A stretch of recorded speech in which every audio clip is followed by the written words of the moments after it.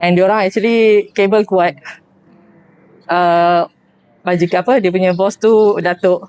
So saya biasa je, saya tak boleh nak lawan dekat mana-mana. So they say do not viral lah, don't bring media. I said why all don't bring all this? You know, kenapa kita nak hide semua ni? At least diorang nak ambil action lah. So takkan menteri tak tahu, semua mesti tahu punya. Kan? Network, maksud ni semua network ada punya. No, I cakap dia ada network punya. Diorang tak takut pada pegawai polis. No, dia cabar. Dia cakap, you mau pergi mana, pergilah. Dia cakap, saya boleh bakar kasih you. Saya apa saya sama report, tak ada jalan dia cakap. Sebab you orang semua power punya orang mah. So saya report dekat Sispa KPKT. Bila saya dah report, diorang dah mula mengamuk dah. And then diorang heret saya pergi mahkamah lagi sekali. Lepas tu saya cakap lah. Sorry. At the same time, Sispa boleh buat bulan 4. Ada apa action ambil tak?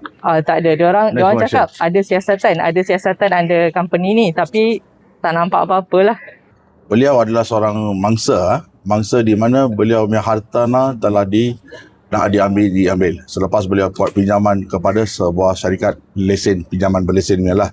Beliau telah membayar principal dia, dah bayar habis, plus another 40,000, also dah bayar.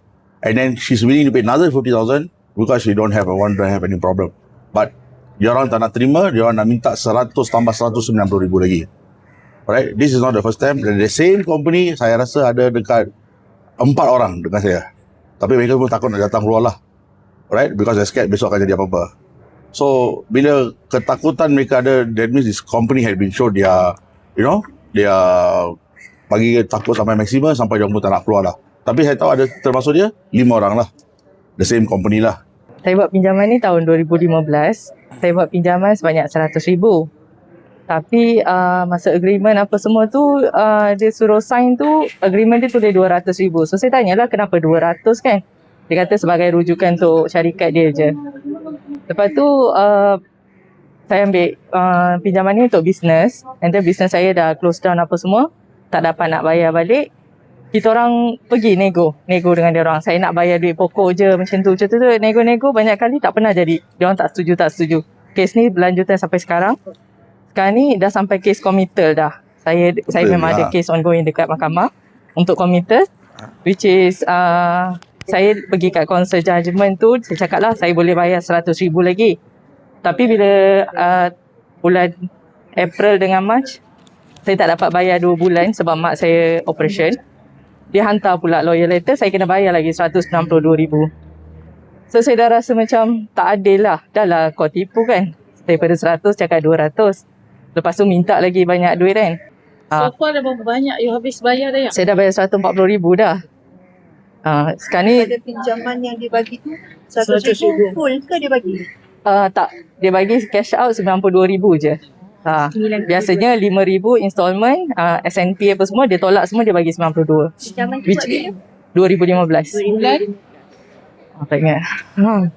Lama Lama dah dah. kes ni. Masa saya ambil tu diorang tak boleh sen. Masa tu diorang hantar something, buang cat, macam-macam diorang buat. Apa antara yang kau terima ancaman yang kau dah terima? Baling cat merah. Lepas tu something datang kacau. Datang caveat rumah apa semua. Benda-benda macam tu lah. Saya nak jual rumah tu, saya nak bayar balik duit hutang tu.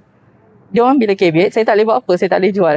Saya tak boleh buat apa-apa. Diorang macam tu, diorang minta detail. Tapi saya tanyalah kenapa nak detail rumah. Diorang kata sebagai rujukan. Tapi saya macam tak percayalah rujukan. Kenapa nak rujukan macam tu? And time tu macam muda lagi.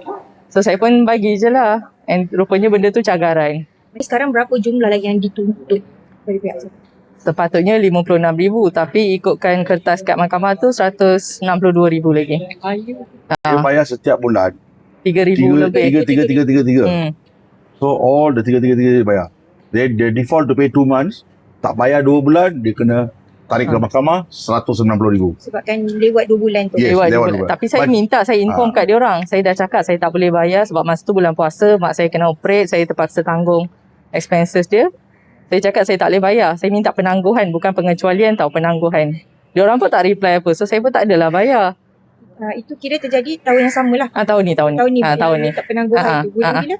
Bulan Mac dengan April. Bulan Mac dengan April minta tangguh, and terus diorang tarik ke court. Ya.